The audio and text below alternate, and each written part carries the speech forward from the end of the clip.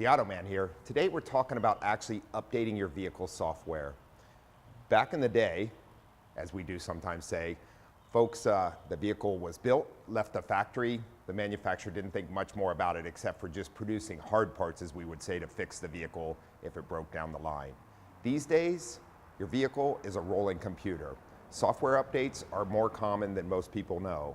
Often drivability concerns and other items are fixed with software updates.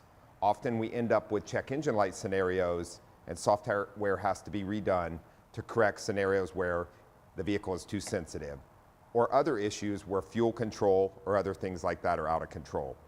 Software also has to be updated when powertrain control modules are replaced on vehicles such as these.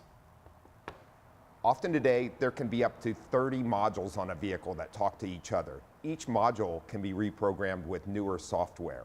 We often check for software updates when vehicles come in. You want to make sure that you're taking your vehicle to a place to be serviced that can update the software on your vehicle.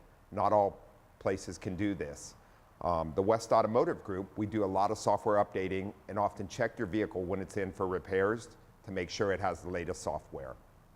I'm Brian Bowersock with the West Automotive Group. Join the Automan next Friday during News 8 at 7 a.m. and 7 p.m. on the CW. Plus, listen to Auto Talk Radio Saturday mornings at 7 on the AM 760 KFMB.